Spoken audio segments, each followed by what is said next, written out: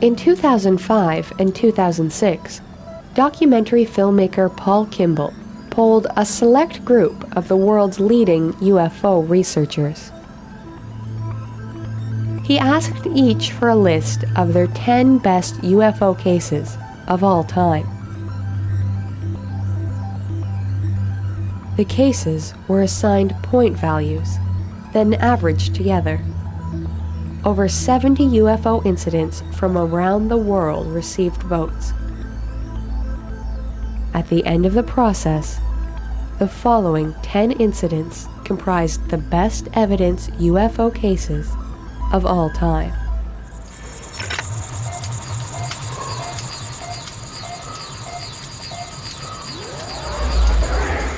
Though unidentified flying objects first gained a place in modern culture with Kenneth Arnold's sighting in 1947, and the thousands upon thousands of sightings ever since, the phenomenon itself was known long before that, from reports of airships in the late 19th century all the way back to biblical times.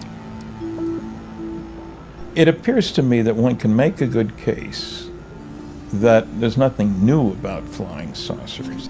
Earthlings have observed strange things flying in the sky that weren't birds. After all, before we were flying airplanes or balloons, what else was flying in the sky besides birds? The history of this thing seems to go back, if not hundreds, thousands of years. We have portraits painted back in the 1400s and 1300s, and before that, Japanese wood carvings and so on, depicting these things. And I don't know. It's pretty hard to blow it off when you see these things, and they look pretty much the same as what everybody's reporting now. Did they know something we didn't know back then, or did they assume something we don't assume now? Of all the artistic portrayals of what may be UFOs from the pre-1947 era, perhaps the most important can be found in a wood carving of an incident that occurred in 1561 in Nuremberg, Germany. At dawn on April 14, 1561, the skies over Nuremberg were reportedly filled with a multitude of objects, seemingly engaged in an aerial battle. Small spheres and disks were said to emerge from large cylinders. The objects were described in the Nuremberg Gazette as behaving in much the same way as some modern UFO reports, in that some of the objects would emerge from a larger object, or, as we might call it today, a mothership. But if these objects have been seen and recorded since antiquity, why have they become so much more prevalent in modern times? Stanton Friedman offers a theory. Everybody in the neighborhood is concerned about their own survival and security. That means keeping tabs on the primitives in the neighborhood. And since they all know that things change with time, thinking beings have a habit of learning how to do things better and differently. You check them out every once in a while, but only closely once they show signs of being able to bother you. Boy, the end of World War II was certainly such a time. Evidence of nuclear weapon explosions, rockets being fired, and powerful electronics, radar systems and all that sort of stuff. So suddenly, it became incumbent upon the powers that be in the local neighborhood to check us out. Make sure we don't take our brand of friendship out there.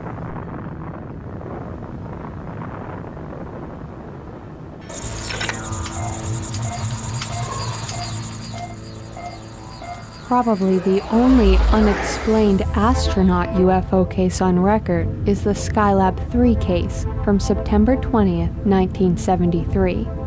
In this case, 3 astronauts, Alan Bean, Jack Lausma, and the first scientist in space, Dr. Owen K. Garriott of Stanford University, sighted a bright red, flashing object outside their spacecraft.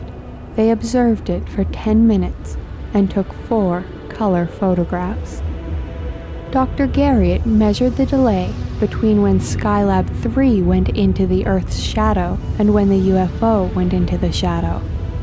This gave him a distance measurement which showed the object to be between 25 and 30 miles away and over 800 feet in diameter. Now that is extraordinary. No one has ever orbited an object over 1,000 feet in size in space. In fact, at that time in 1973, the Skylab itself was the largest object ever put in orbit. I've spoken with a number of astronauts, and if you remember what the original requirements were, they had to be the best of the best. They all had to be pilots, for one thing. And pilots are familiar with things in the atmosphere. They don't live very long if they're not. So yes, I'm very impressed with astronauts. Are they 100% perfect about everything? Of course not, but that isn't the question. Are they as dependable as anybody else? I'd say yes, more so than most. What makes this a great case is that you have the highest caliber of witnesses imaginable. You have photographic data, you have optical ranging data, and you have size data from a combination of all that. There's nothing like it in history.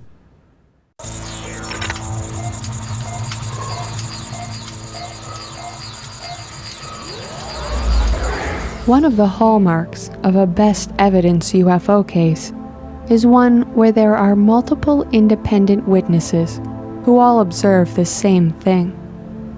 On December 11, 1996, in 3 separate areas along the Klondike Highway in Canada's Yukon Territory, dozens of witnesses observed a massive UFO that has been estimated to have been almost a mile in length. The Yukon case is emblematic of what a good case should be. I mean, sure, we'd like to have a piece of the craft. We'd like to have the crew member introduced for dinner, but multiple independent witnesses lasting a long time describing something that's way outside the norm. There's no way you can make it into a 747, for example. And big, but this was much, much bigger than a 747. The first sightings occurred at approximately 8:30 p.m. at Fox Lake, where 6 witnesses reported seeing a huge UFO moving slowly across the frozen lake. They described a smooth and solid object that did not make any noise. Less than half an hour later, in the village of Pelly Crossing, a 2-hour drive north of Fox Lake, other groups of witnesses observed the same UFO. Shortly thereafter, in the village of Carmax, 4 men in a truck and a family of 5 through their living room window also sighted the UFO. What did all of these witnesses see that cold December night in 1996? How could a UFO be so large? Stanton Friedman has a theory. I like it partly because I've often talked about you'd use a very large vehicle to go between the stars and small Earth excursion modules to flit around down in the atmosphere where you've got big gravity, high pressure, all the other things. So I like the case. It's got a lot of data, careful investigation, just a top-notch example of good UFO story. Did dozens of people in Canada's Yukon Territory see an extraterrestrial version of an aircraft carrier in December 1996? 10 years later, after thorough investigation, all that can really be said was that they saw a flying object that remains unidentified.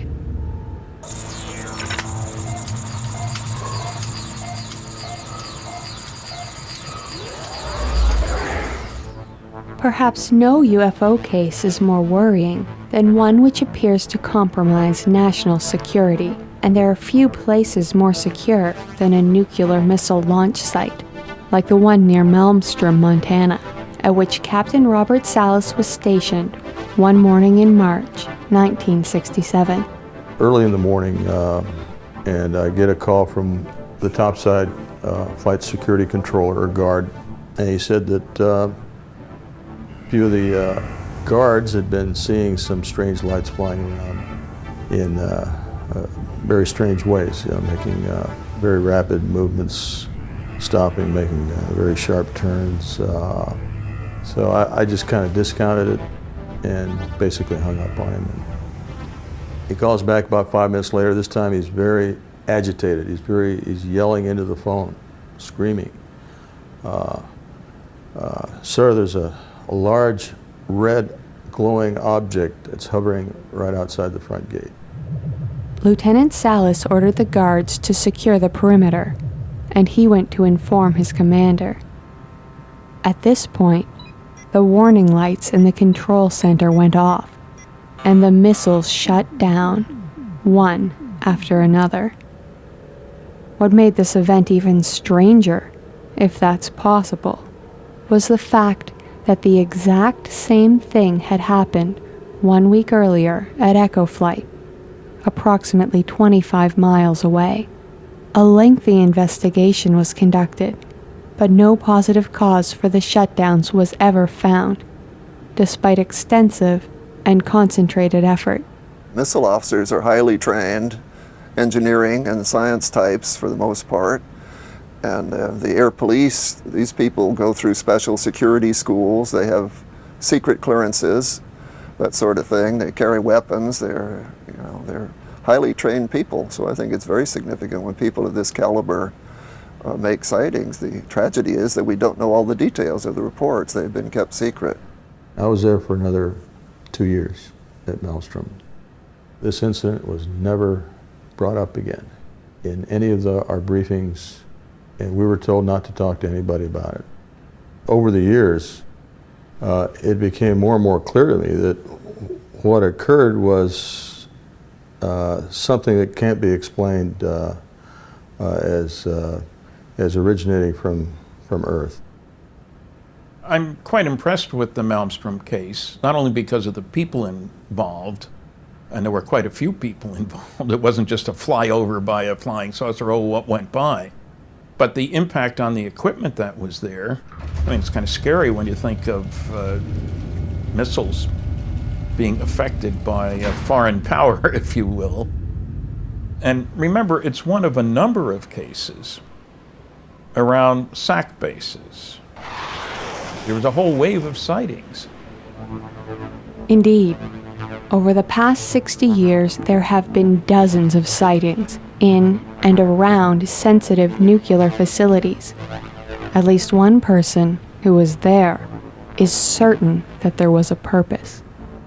I'm convinced that we were visited by some extraterrestrial object, and that there was not only visited, but there was a definite message. And the message was, get rid of your nuclear weapons.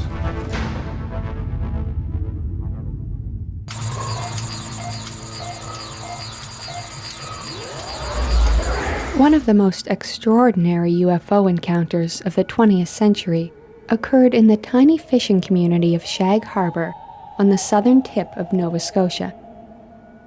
On the evening of October 4th, 1967, several residents of the village noticed a rather strange grouping of 4 orange lights. A number of witnesses watched these lights flash in sequence for several minutes, and then suddenly and rapidly dive in a sharp 45-degree angle toward the water's surface. On hitting the water's surface, the lights did not immediately disappear, but seemed to float on the surface approximately 1/2 mile from the shore. Several reports to the Royal Canadian Mounted Police prompted 3 officers to investigate. Their reports indicate that they observed what the witnesses had: orange lights floating on the water. The officers, along with dozens of witnesses who had gathered on the shore, watched as the orange light slowly changed to yellow, and the dome-shaped object appeared to move slowly across the surface of the water, leaving a yellowish foam in its wake. After about 5 minutes, the object submerged beneath the water. The military was called in to investigate.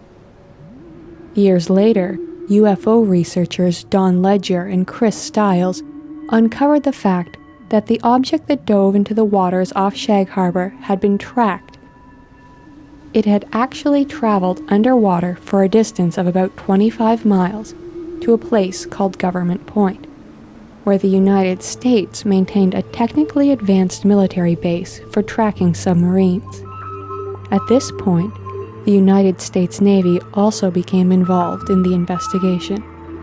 As the Navy waited, the detection equipment picked up another object entering the area underwater. It joined the first object on the ocean floor. For nearly a week, the Navy vessels held their position over the UFOs, until the UFOs began to move towards the Gulf of Maine. The objects distanced themselves from the ships that pursued them, and then broke to the surface and shot skyward, where they vanished within seconds. What's different about the Shag Harbor incident, or the UFO incident, is that the witnesses, the lay people, claimed they saw an airplane or crashing into the harbor. They thought it was an airplane, and it was the military who classified it as a UFO. Usually it's the other way around, people. The lay people call it in and say they saw a UFO, and the military will say it's just misinterpretation of a prosaic object in the sky. Could be an airplane or a planet or a star or something like that, or a satellite. So this was different. It was completely switched around from the usual concept. The Shag Harbor incident occurred over water and then underwater. As the old saying goes, the oceans of the world hide a lot of history and a lot of mystery. The difference with Shag Harbor, Nova Scotia, is that in 1967, the waters there may well have held a mystery that was literally out of this world. It's a history that the Canadian and American governments still keep secret 40 years later.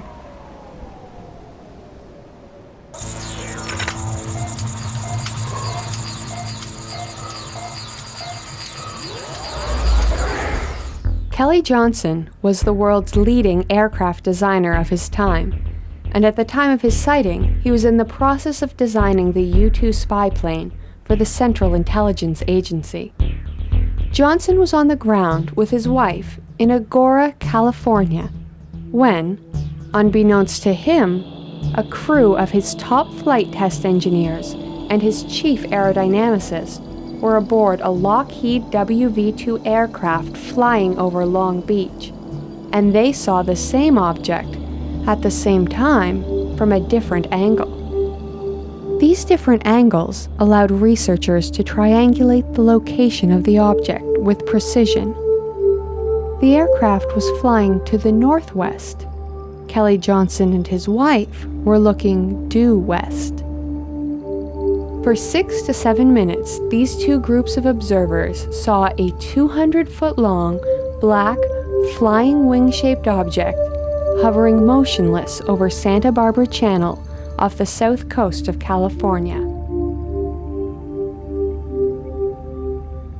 This object was at an altitude of roughly 15,000 feet. The aircraft flew directly towards it to see if they could get closer and get a better view. Meanwhile, Johnson started to observe the object with his binoculars, and he was able to see the object take off at high speed out over the Pacific, while his crew also observed the same thing from their different location. The object accelerated at about 130 Gs to 90 miles altitude until it disappeared. In his official report, Kelly Johnson stated, quote, "I am now more firmly convinced than ever that such devices exist, and I have some highly technical converts in this belief." So if there's one guy who ought to know what was flying around the country at that time, it would be Kelly Johnson. And he was certainly in a position to evaluate what he was seeing. And when he talks to somebody else, another one of his trusted people, and they saw the same thing, I don't see how anybody can throw that out. We're not talking about a 2-second observation at 3 a.m. by the town drunk. We're talking about Kelly Johnson at the top of the aerospace design business. The United States Air Force concluded that Johnson and his crew had seen a lenticular cloud. Despite the nature of the sighting, the quality of the witnesses, and the fact that the witnesses themselves specifically considered and ruled out that explanation. You would think that the government would perhaps reconsider its employment of a man who could not tell a lenticular cloud from a structured aircraft, but Kelly Johnson continued designing the most advanced and secret aircraft in the world for decades to come, none of which could move like the one he saw on December 16, 1953.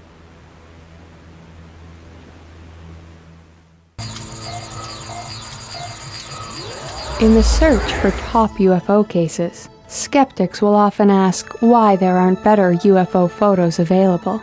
In fact, there are UFO photos out there that have withstood expert analysis, the best of which come from McMinnville, Oregon, taken on May 11, 1950, by farmer Paul Trent.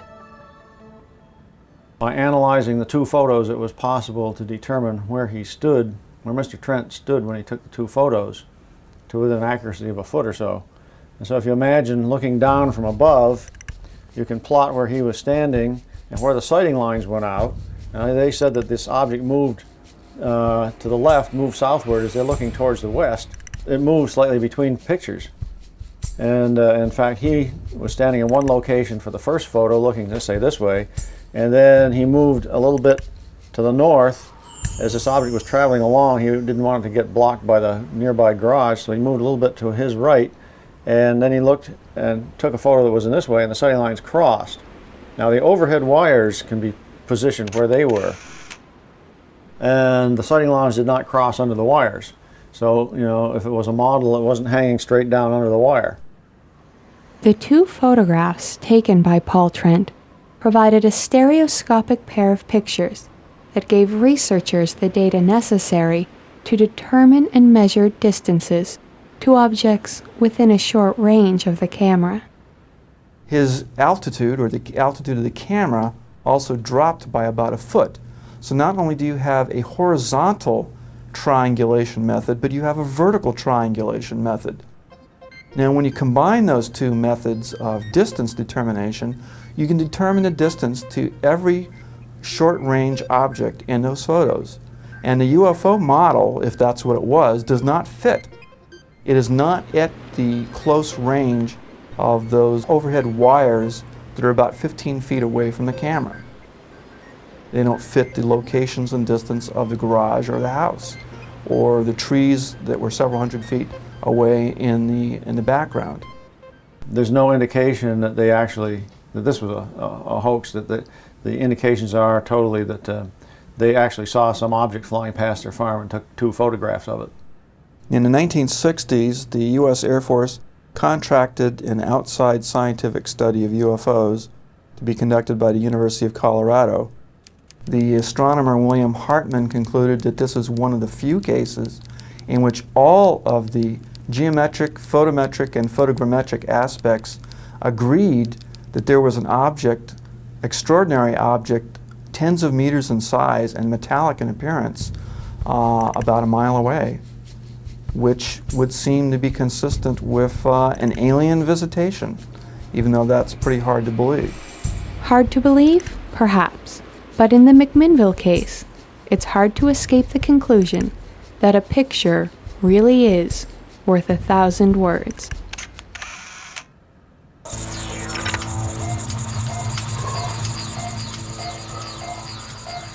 One of the best documented and most famous encounters by military personnel with a UFO occurred between December 26 and December 28, 1980, in Rendlesham Forest in the United Kingdom, near two air bases, RAF Bentwaters and RAF Woodbridge, which were at the time leased to the United States Air Force. At approximately 3 a.m. on the 26th, a U.S. Air Force security patrol observed strange lights above the forest. A 3-man security unit was dispatched from Bentwaters to investigate. all three men closed in on an object that resembled an aircraft on fire.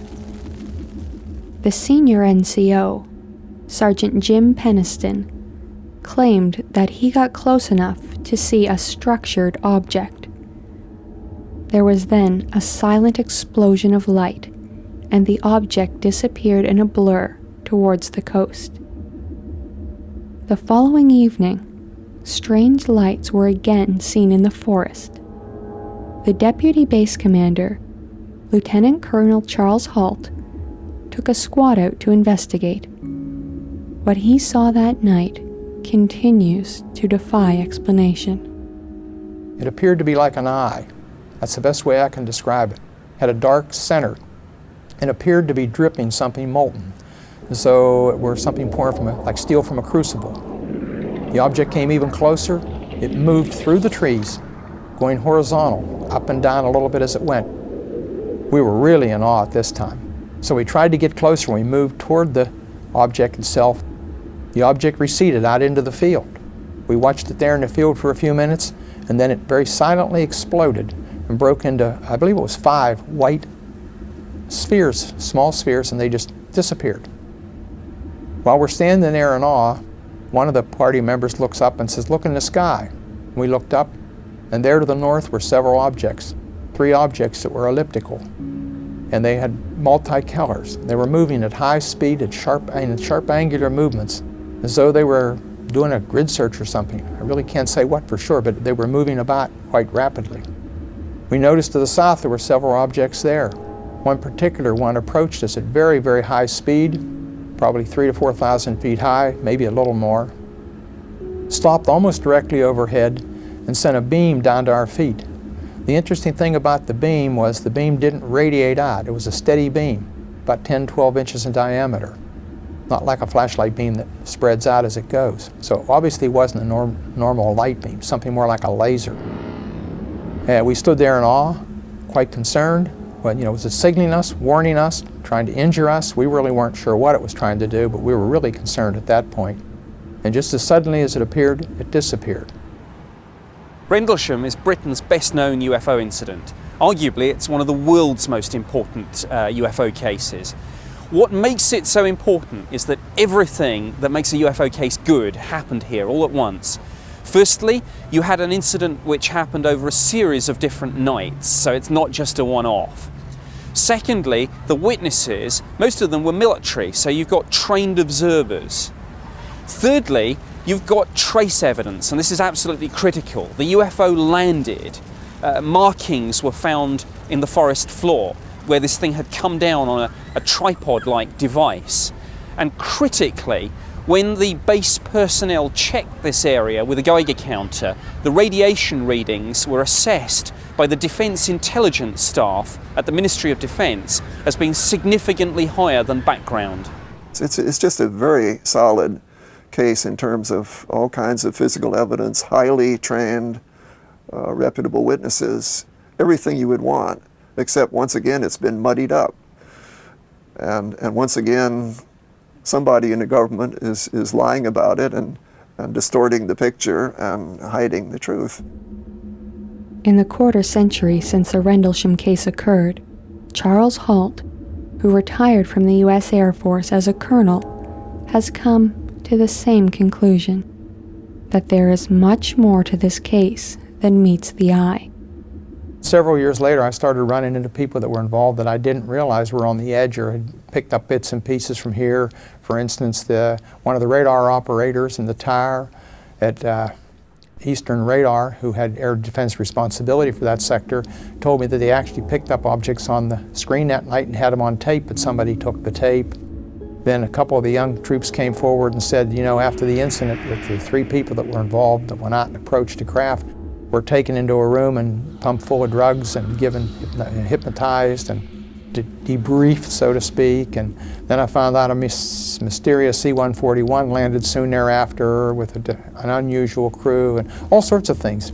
The aftermath is quite interesting. It was very obvious there was a great deal more interest than was ever publicly or openly admitted to anybody, including the senior officers on the base.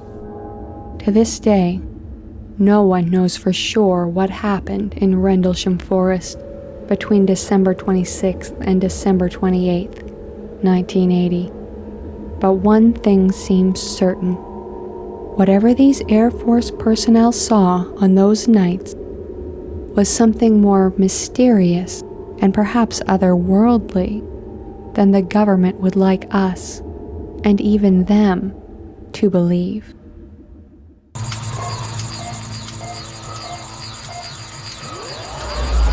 At about 12:30 a.m. on September 19th, 1976, the Imperial Iranian Air Force command post at Tehran received several telephone reports from citizens of strange lights in the sky.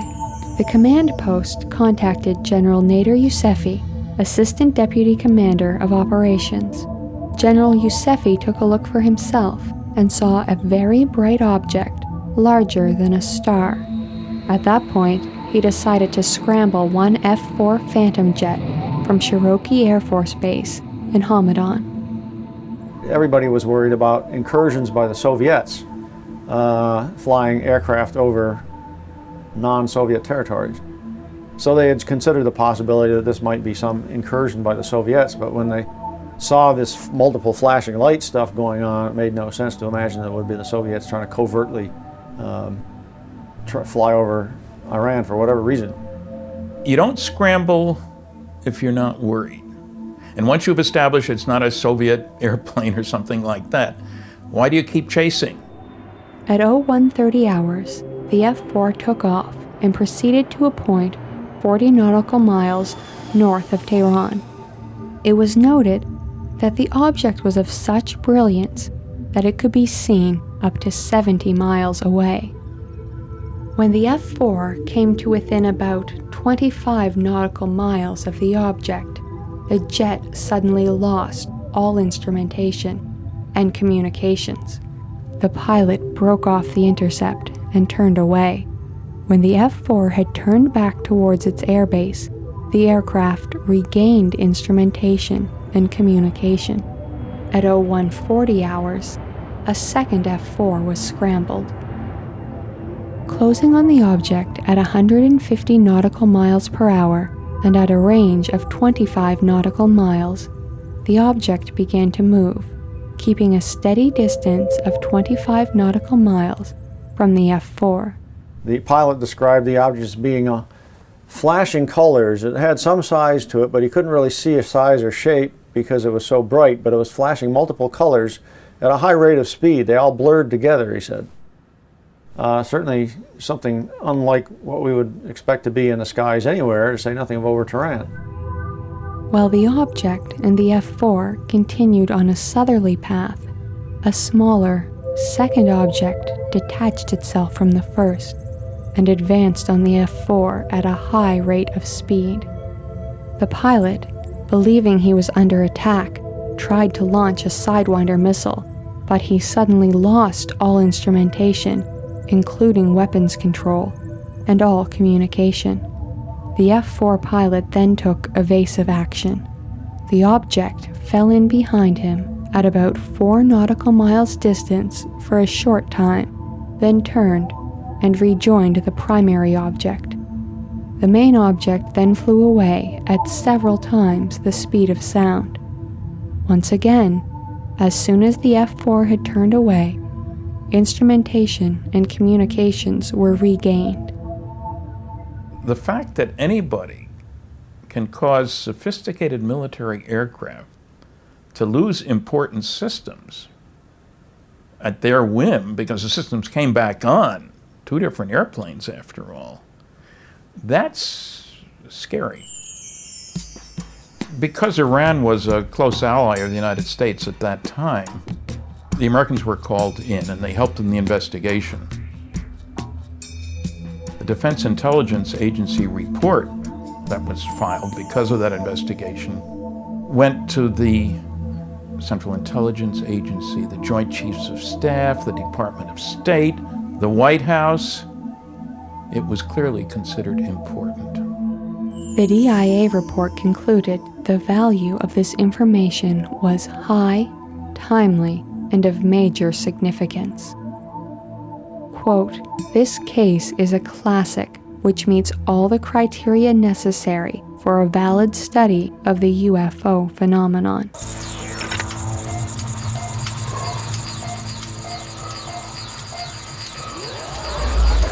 The best evidence UFO case of all time occurred on the 17th of July, 1957, when a United States Air Force spy plane had a close encounter with an unidentified flying object. The 6-man crew of an RB-47 aircraft, which was equipped with state-of-the-art electronic countermeasures equipment, including 3 electronic intelligence stations manned by highly trained Air Force personnel known as Ravens or Crows, were literally tailgated by an object that continues to defy explanation to this day. This plane was flying out of Forbes Air Force Base, Kansas, and the crew was on a training mission to shake down the airplane and test out its components. This crew detected and recorded on wire recorders and tape recorders the electronic signals, radar-like in nature, that came from the same direction and location as the UFO. It followed them and then overtook them as they flew over Louisiana, Mississippi, Texas, and Oklahoma for over 2 hours that night. The crew involved in the UFO incident was one of the top crews in the wing. They were instructors and evaluators in the standardization division and were highly respected. They had the most experience and the best training. The aircraft commander, in fact, Lou Chase, he made a landing after takeoff. One of the outboard engines froze up and broke off and broke the wing off there, and he brought the aircraft back in to test his skill and as a pilot. In the back end, the 3 crows back there were the most experienced, and they trained all of the new crows coming into the wing. Provenzano and McClure trained me when I came in, as a matter of fact. Eventually, these guys were not on the same crew because they had so much experience and knowledge that they were put on separate crews and became 3 instructors and evaluators within the wing. As the RB-47 moved over Texas, a brightly lighted object appeared and began to follow the aircraft. Major Chase contacted Radar Station Utah at Duncanville, Texas, which confirmed that their radar had also detected the UFO. You have a very experienced crew of a very sophisticated airplane having something very strange happen. They see it, they pick it up on their electronics, the whole crew is involved, ground radar is involved, it lasted for a long time. What more can you ask for? The UFO continued to play tag with the RB-47, which had left its scheduled flight path to pursue the object, until the aircraft began to run low on fuel and turned to head home.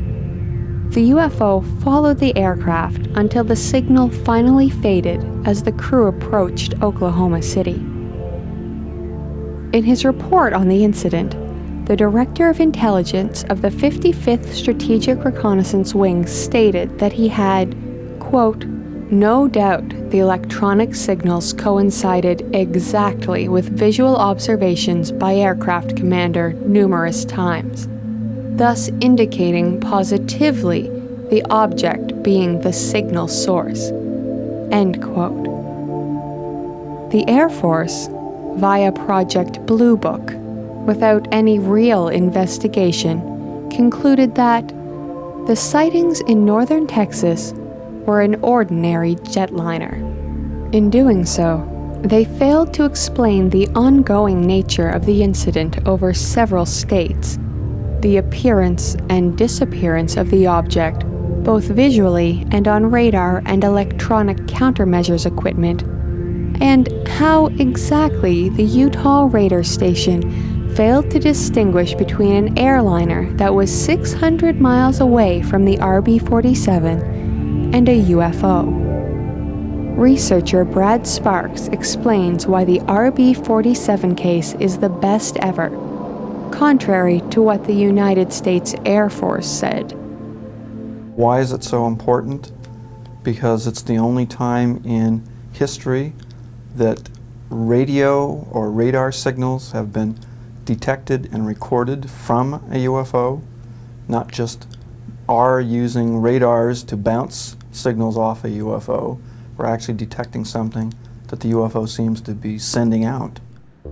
This indication of intelligence makes the Blue Book explanation even more absurd, as does the fact that this was not the only time an RB-47 encountered a UFO. Colonel Bruce Bailey recounts his own similar incident.